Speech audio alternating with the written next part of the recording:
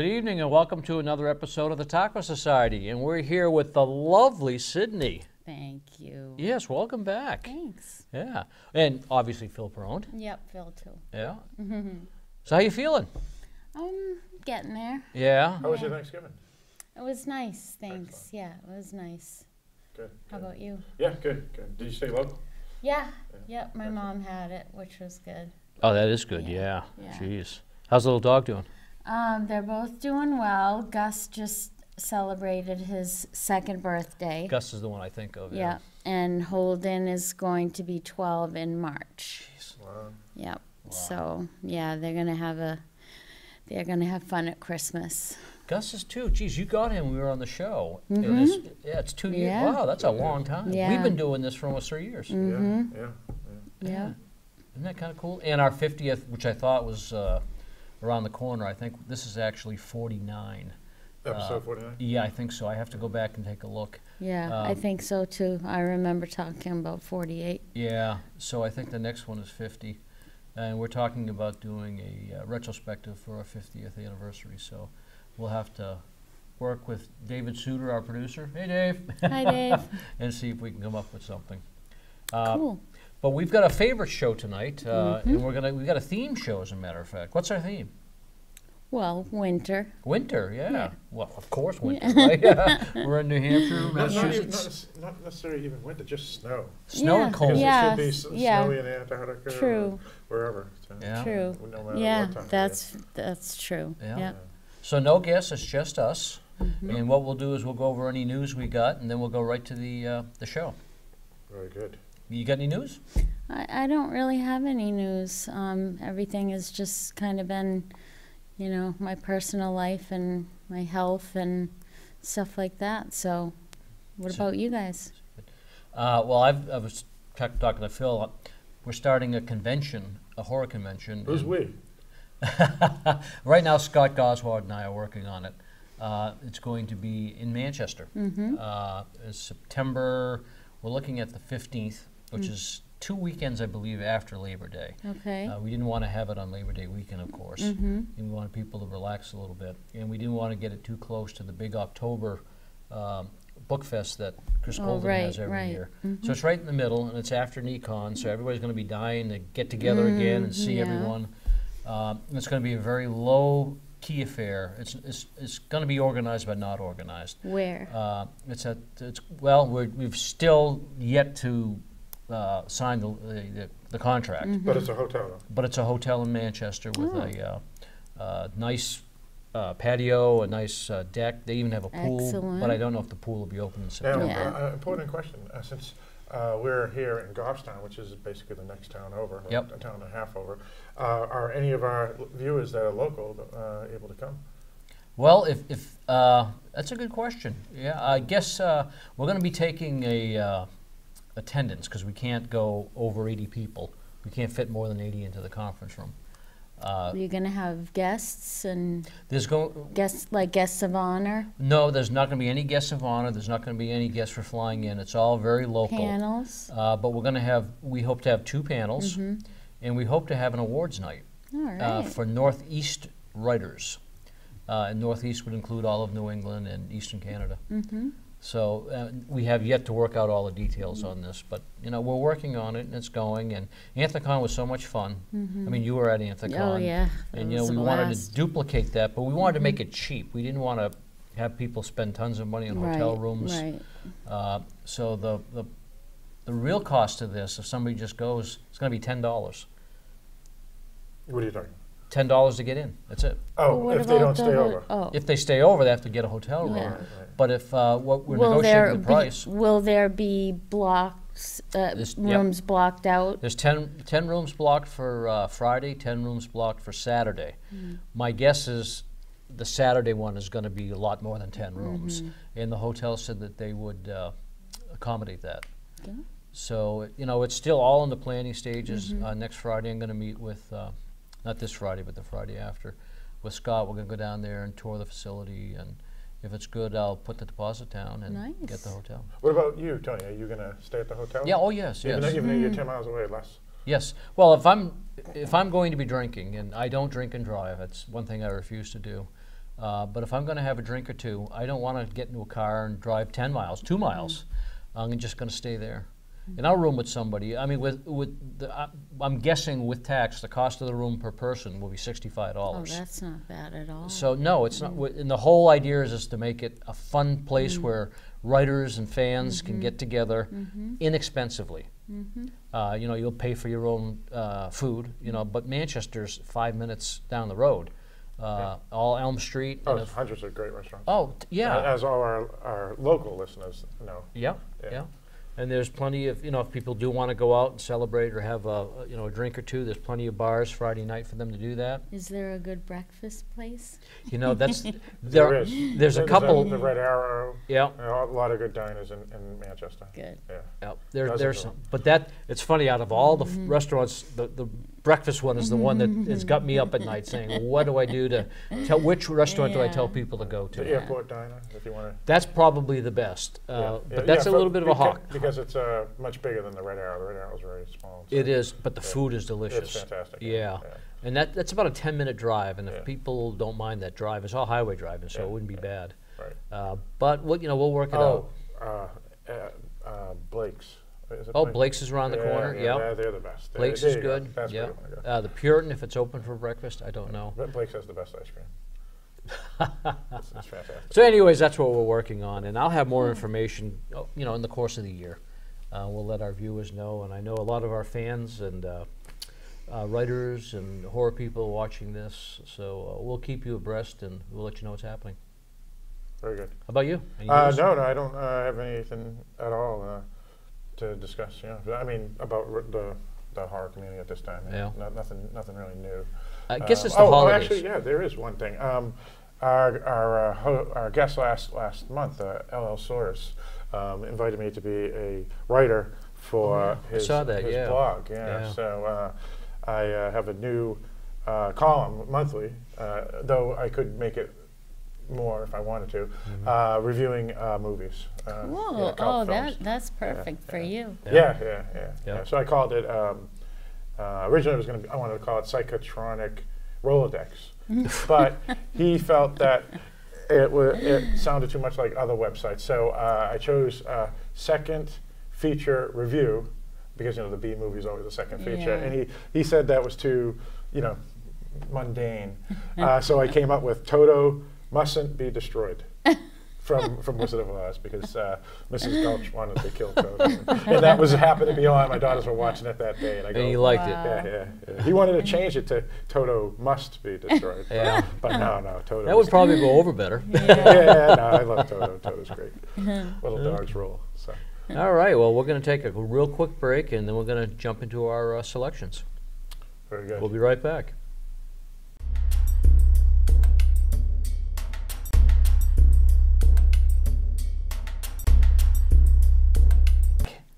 Guys ready?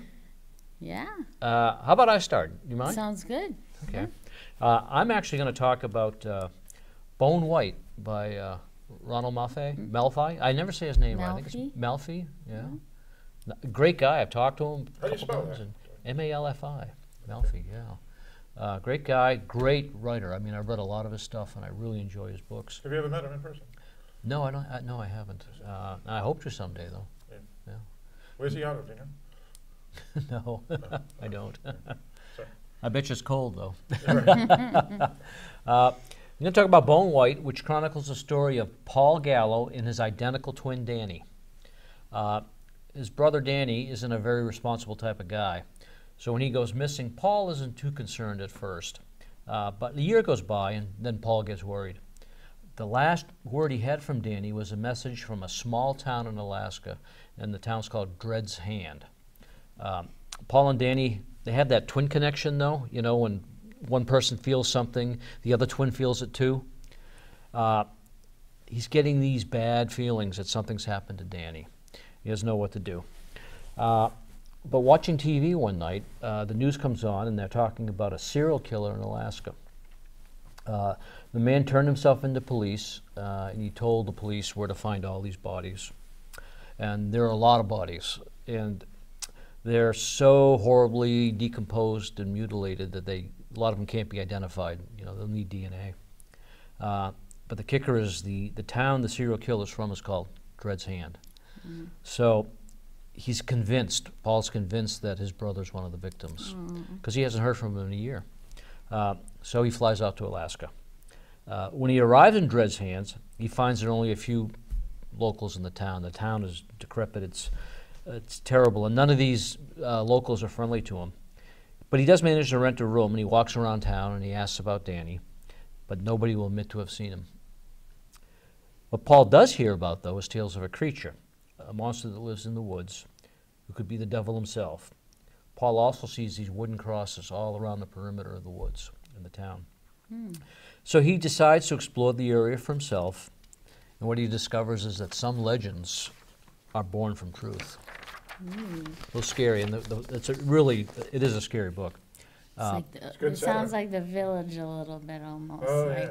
It's not though, but it does. Malphite, Alaska is as cold and snowy and as barren you would expect it to be. The town of Dread's Hand is decrepit, it's isolated. It's like those old mining towns that you read about or you see in movies. It's really bad. And that serial killer who gave himself up, his description alone is enough to make you shiver, even without all the snow and the cold in the background. The man, he's dehydrated, he's suffering from frostbite, and he's so filthy his clothes have actually grafted onto his skin. So you read all this and you just, your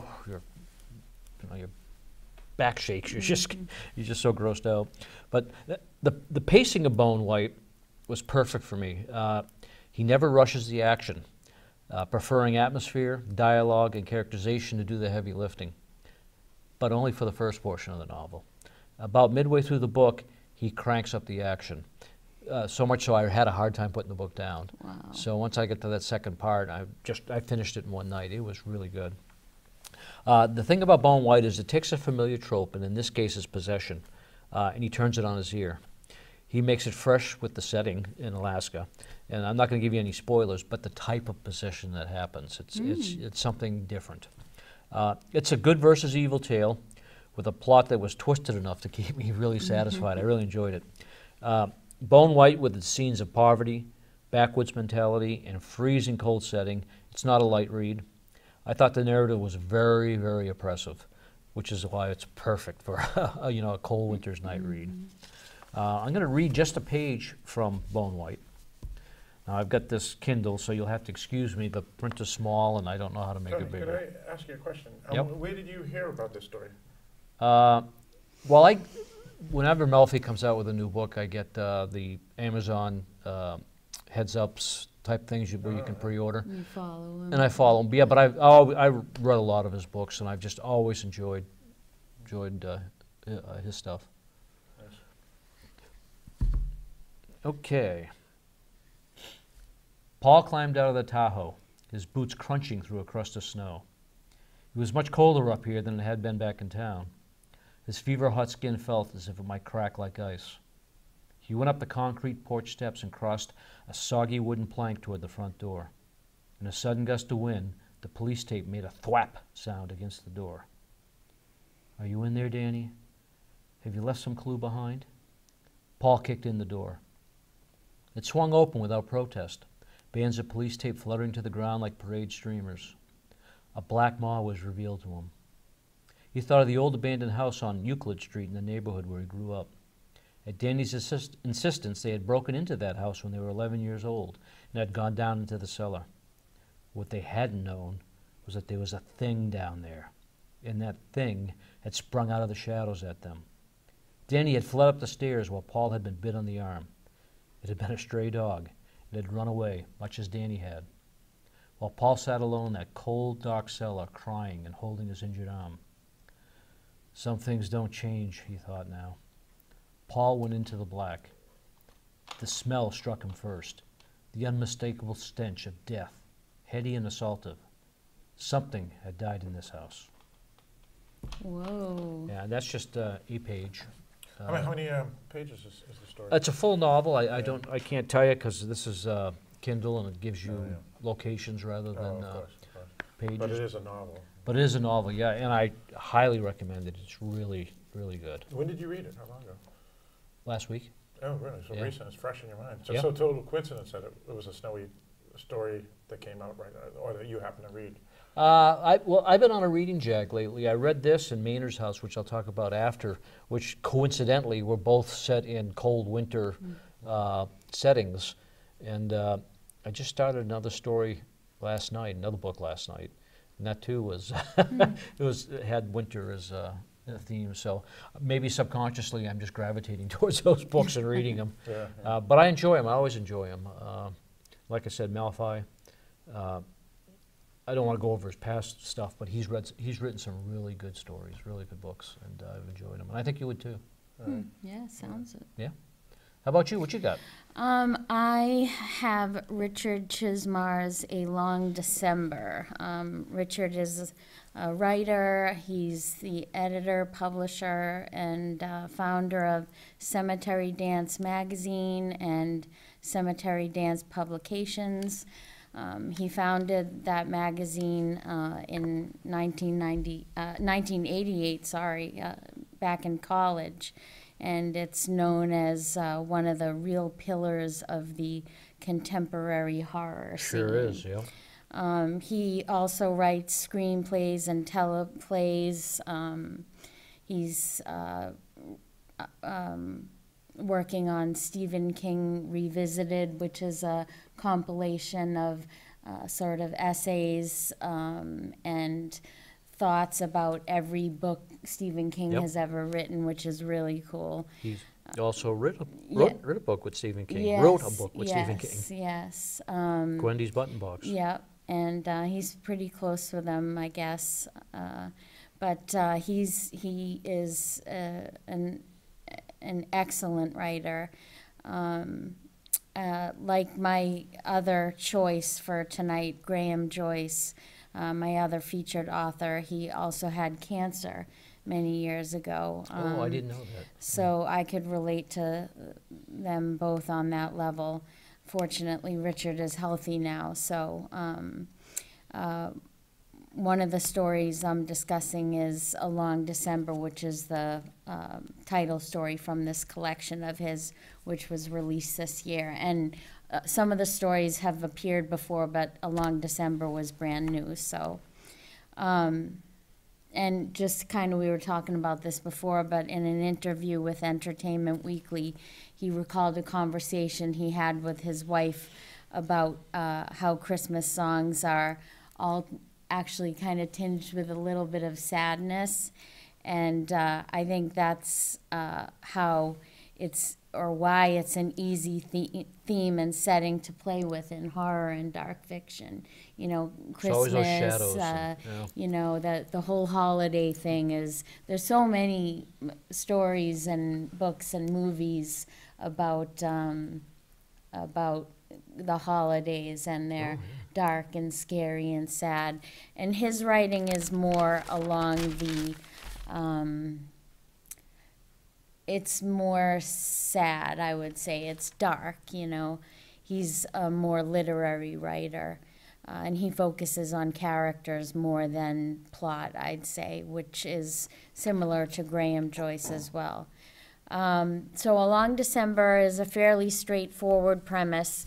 A young family learns that their older neighbor and their son's godfather is a serial killer.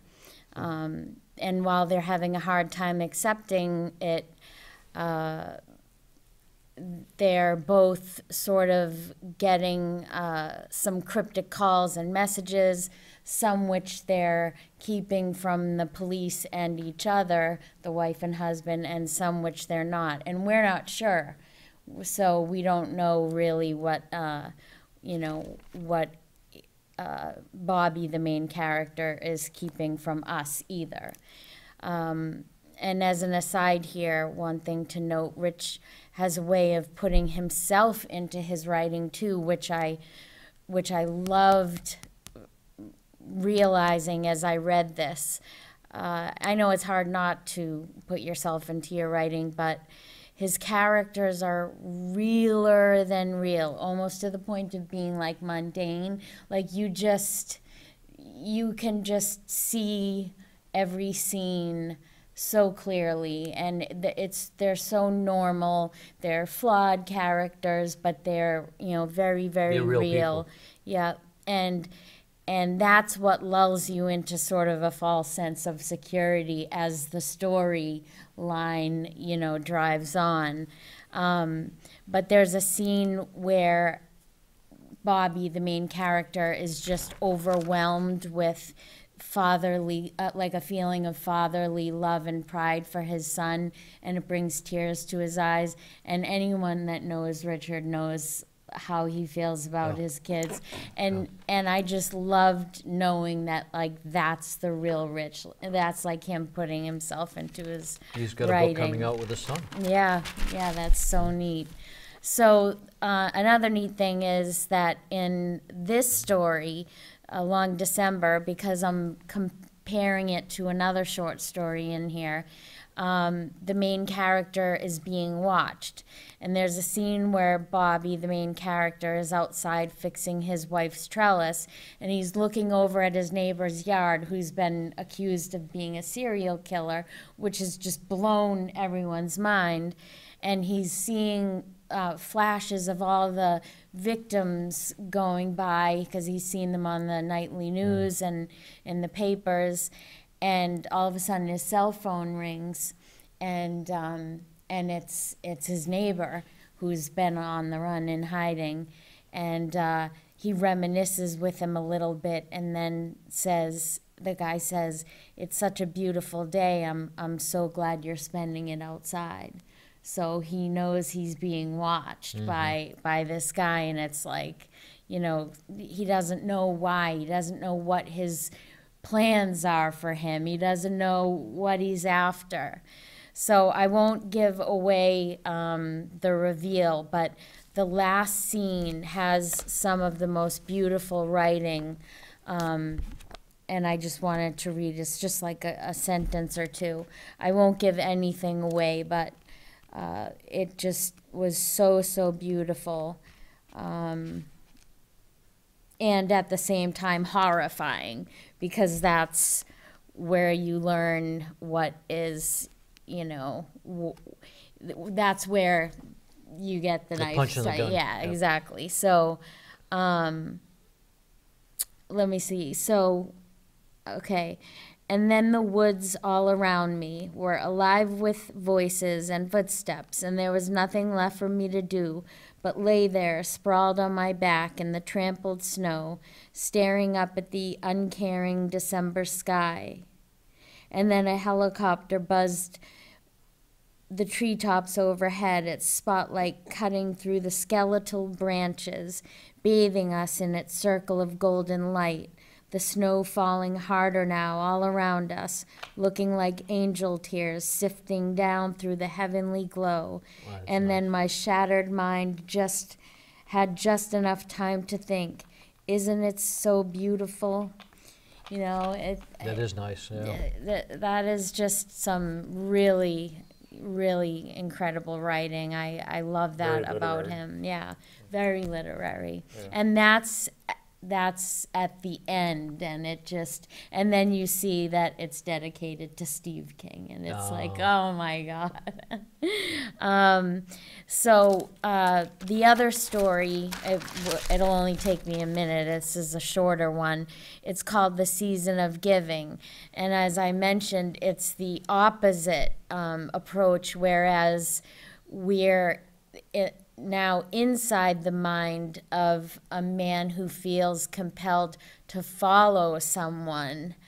I won't tell you why, and I won't tell you anything else about the story because it's so short that I could give something away, but here's just a short passage. I stared at the slip of paper with Julie's address on it, thinking about the fierce determination on the little angel's face and the sad, quiet beauty of her mother, knowing with complete clarity how life had molded them, understanding for the first time how life had molded me. I called in sick more than I should have, made use of my days off, didn't sleep much, You can always find time to do things if you really want to. And I found that I wanted to do something for the first time in years. Besides, it wasn't like I had a ton of unfinished Christmas shopping or invitations demanding my presence at holiday parties hither and yon. No airplane ride to visit the relatives out west. No drive in the country to visit friends. No Christmas in Connecticut for me. No, my social schedule was clear. I spent my time with Julie and her family, though they never knew that I was around. So now it's the exact opposite. You're inside the mind of the person doing the following, and he puts you there, and you feel for this person. You have empathy, and it's crazy, but you can identify with him and understand for him. And Richard just has this gift of giving empathy to both his characters and his readers. He does, yeah. So that story was co-written with Norm Partridge. Norm, yeah, great writer. So yeah. great. Yeah. And that was back in 1993. And for A Christmas Tale, I agree, it's more than a little sad. So that's those two short stories from Richard. Excellent choices. Chismar. Yeah. He's fantastic. You're next. Okay. My two stories that I chose, one is takes place just outside of Antarctica, but the other one takes place just outside of the Arctic, so opposite sides of the Earth, and that's the one I want to start with before we do our next round. Basically, it's a short story that's fairly long for a short story, about 10,000 words, called the Leyak, L-E-Y-A-K. It's in this book here, Invocations, and it is the last story in the book. It's written by a gentleman named M.J. Preston. He's Mark, nice guy. Yeah, he's a great guy. Yeah. I call him Narc. Narc, why is that? Well, it's kind of an inside joke. All right. I'll have to ask him offline. He'll never tell. Yeah, well, okay, fair enough. But yes, M.J. Preston, he's actually out of Canada, and most of his tales that he writes take place mostly in Canada, and this one actually does. I always, I guess, enjoy that, not specific because it's Canada, but because most of the stories that I've read in my life or movies that I've seen always take place in the U.S. or the U.K. or Australia or whatnot. And so every time something takes place in a country that you aren't apt to think of as much as the UK or the US or Australia, where I seem to. Well, he also on Facebook posts a lot about. He's a truck driver, and he posts all about his adventures on the road, and you can see, what he's going through because he puts a lot of pictures. Yeah, he's actually planning to eventually put out a coffee table book of all these wonderful photography of the Northwest Territories in Canada that he's taken, and that hopefully will come out sooner rather than later. But it has been pushed back about a year or so. But as we see, he gets more and more great pictures. So it's like, how is he going to choose what pictures to put in the book? I don't know. But yeah, he actually was an ice truck driver. Meaning he would take trucks that just drive over frozen lakes in the middle of the Northwest Territories of Canada. That has got to be more than a little unsettling. Yeah, you can wipe out pretty bad, lose control pretty quick. So it's definitely a dangerous job, and it's an exciting job, and it is where he's been able to get a lot of his ideas for his great stories. And this one actually does take place in that area. Basically, I've known him for a while, but I won't go into the history of that. But he's a good buddy of mine. Unfortunately, he lives far away. This story actually takes place in, as I stated, in the Northwest Territories. But there's a large influence of Filipino mythologies or mythos. Their mythos of prior to becoming Christians and so forth. And the reason he chose that is because up in the area that he lives now, which is near the Edmonton area of Alberta, there's a large Filipino community, and so he interacts with those folks all the time. And so a lot of his stories, he takes these mythos or monsters that are from different cultures because he's obviously tired of zombies and vampires just like everybody else is. And so this story here, it starts out where we discover a woman, which we aren't introduced to her name or her background until later in the book or story, that has been attacked, unfortunately sexually assaulted, and at the time she was pregnant. She miscarries, and she appears to be at her deathbed, but something happens, and it's hard to talk about this because, I mean, I'm going to have to spoil a little bit, because if you go in blind, it's just great to find out. But what it is she believes she sees or hears something that tells her that she can get vengeance, and then she won't die as well, and she decides to accept it, and whether that's just a good or bad thing. A good or bad thing, in the sense that, was it just her will trying to make her survive, or was it something else? And then we find out as we go into the story. And so we do find out that who this woman is, and her story, and whether or not there's vengeance, because eventually there's a area where a rest stop that the truckers usually stop at, that there's a mass murder there, and so it appears there's maybe a serial killer, and it may be linked to this woman. And this was actually part of how MJ came up with this story. Was there is a rest area in this area, Yellowback, I think it's called, where there was a murder, and people think it's haunted, specifically the native folk up there, the non-Caucasian folk that live there, I think so. And so he took that idea and combined it with the Filipino idea or mythos that he learned through those folk, and came up with this story, which takes place in the area that he works usually. Wow. Yeah, I've read that story, and I've also read his novels. And the first part of the story kind of combine some of the stuff that happened in his novels. I'm not quite sure why. I think maybe he just wanted to get his own mythos out there and tie everything together. But once he hits that part with the Filipino woman, Nicole? Yeah, Nicole Castillo. The storytelling couldn't be finer. I mean, I was just, my eyes were glued to the page. Yeah. And the story was so fascinating, so entertaining. Cool. It was really good. I out of all his writing, I like that story better than the novel. He managed to compress everything into that 10,000 words. In that 10,000 words, and that last half of it was just phenomenal, absolutely phenomenal. Yeah. And honestly, because of what goes on, and how, like you said, he links it to some of it indirectly. You don't have to read his other books to understand it, but he links it and makes his own little universe between all his novels and stories, that you could actually say that this is almost like a dark fantasy in a sense, because of monsters that exist and people know they exist too, kind of similar to like a True Blood, but definitely more, I guess, dark. It's definitely dark, yeah. I'm going to read that. I have that, you know, obviously. Oh, it's worth reading. Yeah, it's definitely worth checking out. Cool. So I decided to, I talked to the gentleman, MJ Preston, earlier today, because since I have access to the author, I wanted to get some questions answered for me. So what I just explained, I would have answers for. And I asked, where do you want me to start? Because I felt the whole, as you said, Tony, the story's pretty solid, no matter where. And he said, you should just start right from the first page and just read a little bit of that. And I would agree with that, because that first page is, in my opinion, very vivid. Okay. I felt, and I think it works really well. So let me do that.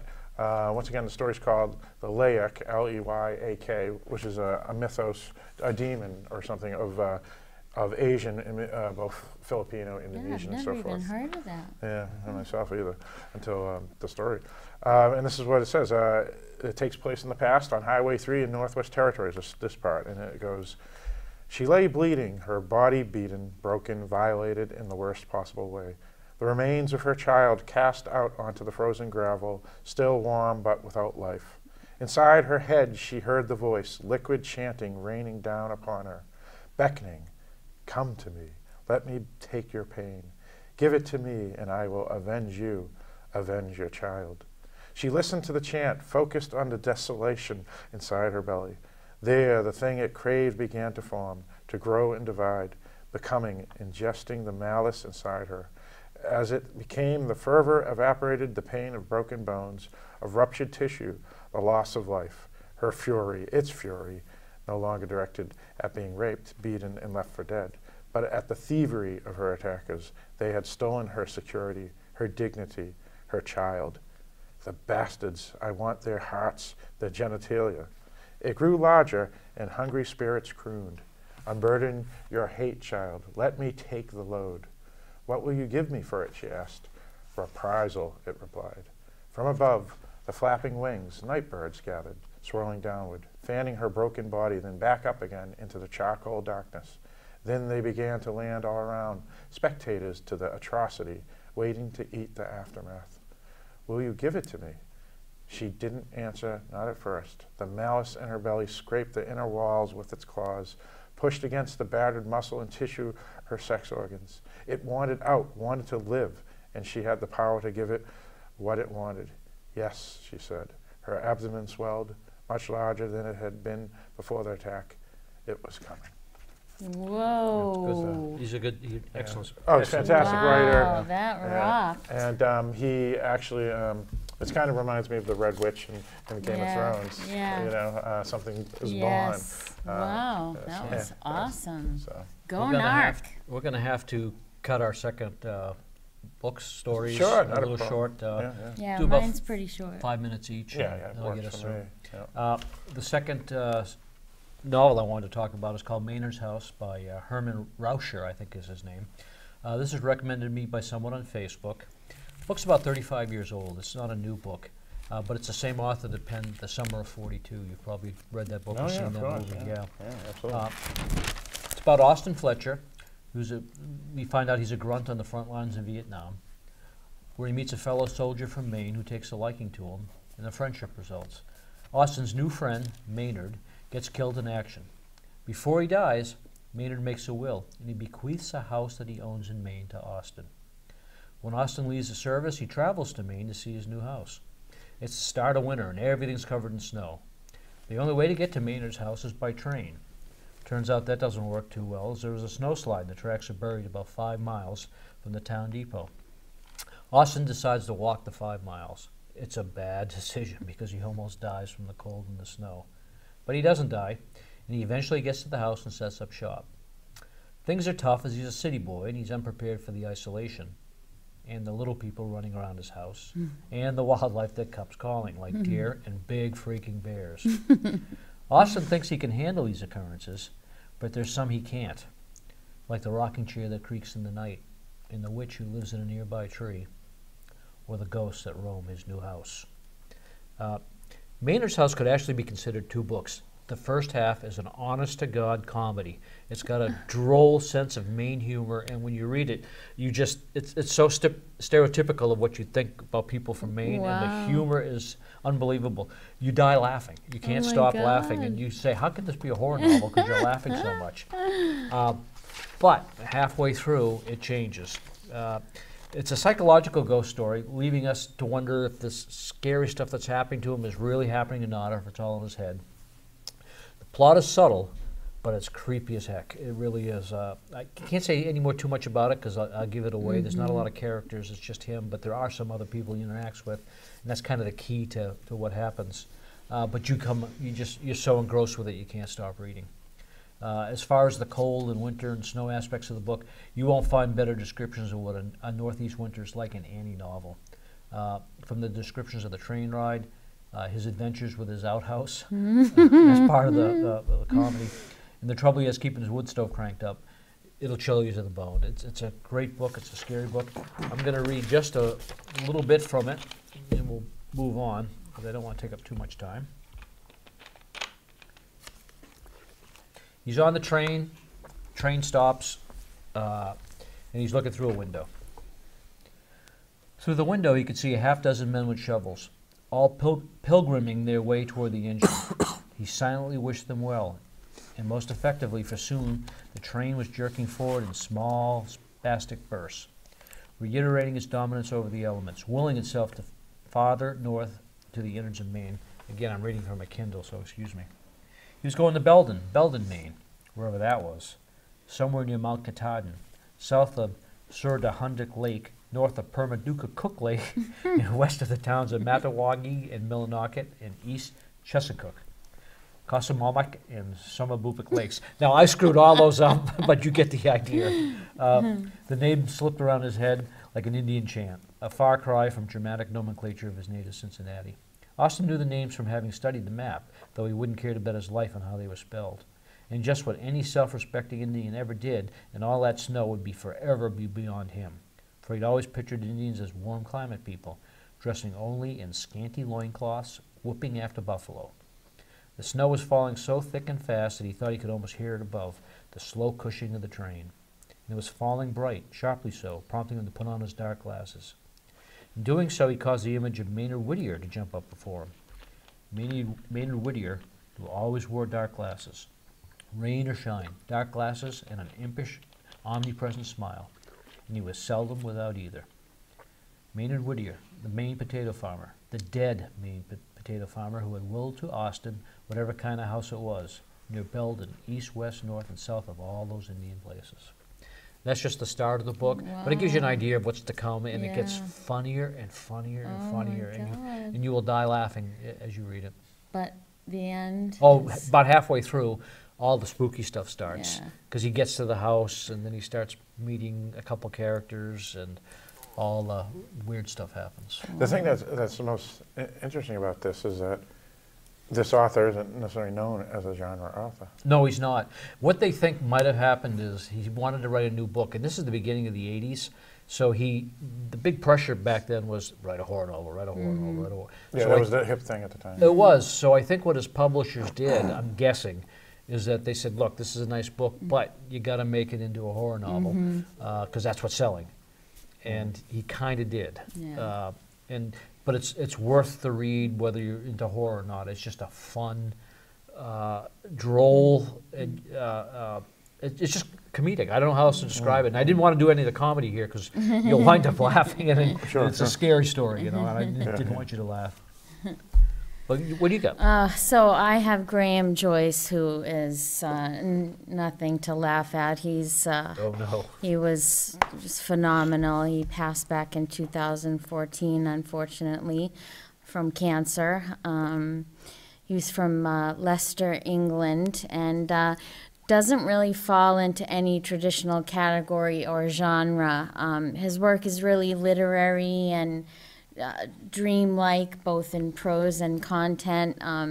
He saw himself as most like Arthur Machen, Algernon Blackwood, and he called his work old peculiar. He had a PhD. He won several World Fantasy Awards, British Fantasy Awards. He won an O. Henry Award. So, he's just... I read this while our power was out, and I read it by flashlight, and it was, really neat to just snuggle up and read it. It's a beautiful, beautiful, profoundly moving book. Someone called it a cross between the King's, the Langoliers, and the Twilight Zone, and that's, sort of... That's a powerful description. Yeah. It's about a young couple who are almost buried alive by an avalanche, and they find themselves alone for the most part in a French mountain ski resort where they had first met. So they've gone back to this place, and now it's just completely empty once they've dug themselves out of this snow, which was a pretty claustrophobic and unsettling scene in and of itself to start off with. A New York Times review pointed out something interesting about the first and last paragraphs, that there was some symmetry, and mused over whether the book was not about the architecture of plot but prose. And I like thinking about that because it's so much about, it's so character driven. He writes flawed characters. The story leans heavily on the wife Zoe, which is prevalent in his work. He writes about strong women, or wrote about strong women, and discloses more about their relationship and humans in general than the context of their surroundings. He once said he belonged to the tradition that looks for the magical in human beings, not for the human beings in the magical. The writing is beautiful. The story and scenery are eerie. It's slow to unfold and ultimately unsettling, but far more profound than the reader is prepared for. So I have something to read. Let's see. So they're in this village, they're in this hotel. There's nobody around, the phones, they can't reach anyone, and there's like candles burning, but not going, wax is not going down. There's food out and it's not going bad. It's just like they can't really figure out what's happening. But Zoe is seeing people, and that slowly becomes important. And I don't want to give anything away, but it's really more about their relationship. But this writing right here was something that is so typical of him. It's absolutely stunning.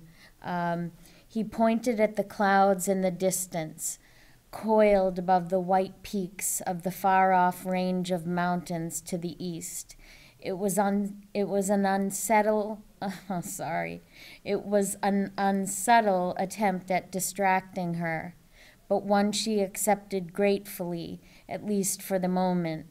Oyster gray and coral pink clouds were advancing like an army of aerial wraiths, an army tangled on the impaling snowy horns and bull necks of the mountain range, but they were supported by reinforcements, fanning out south and north. The pink and gray clouds shimmered with a luminescence both stunning and scaring. Red sky in the morning, Zoe said, and neither wanted to complete a rhyme that completed itself. What do? We carry on as we have been doing, Jake said. If we encounter someone, we just behave as we normally would. But I want you to consider that you may, just may, don't get mad, have hallucinated that man, or even the phone call, just as you hallucinated those people in the lobby. Otherwise, you have to be open to the possibility of encountering someone. She went to speak, but he waved his open palms at her. Peace. Though Zoe had, of course, already considered the possibility of hallucination, the notion was of little comfort. Their basic existence in this place seemed like one giant hallucination, so how were they supposed to feel about hallucinatory bubbles inside the hallucinatory bubble? They were still too new to this place to know the currency. If they could remember the savor, the smell, the touch of all earthly sensations, and in the act of memory make them real, then maybe they could manifest other thoughts. This world, this death that was so like a dream and yet so unlike a dream, could be full of possibilities. Perhaps in wanting help to come, Zoe had manifested help. There was no way of knowing if her desire for help was greater than her fear of it. What's that? Yeah. That was excellent. Yeah. That really does make me want to read more. Yeah, it's just like, even reading it now, I'm just like transfixed. Yeah. You know, it's they don't know what's going on, whether they're dead or alive, and it's just it's an amazing journey. Is that your copy of the book? Yeah. It's an... Hey, go ahead, Phil. All right. How much time do I have, Tony? 5 minutes. Okay, very good. So the next book that I decided to talk about is actually a full-length novel.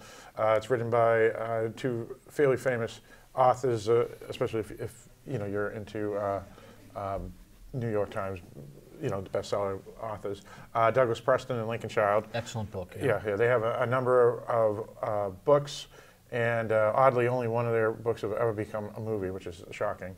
But And what was that? Relic. Oh yeah, Relic. Yeah, right. that was a great book. Yeah. Pendergast. Yeah, The whole series is fantastic. Absolutely, yeah.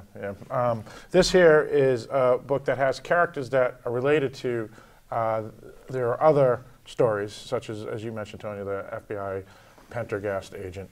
But it's a standalone, even though there has been a sequel since. The book came out in 2000. It's called The Ice Limit. It is actually a techno thriller, and that's what it's registered as and wherever you look for it. But it has horror, sci-fi, action, and adventure elements as well in it. They do a lot of crossover.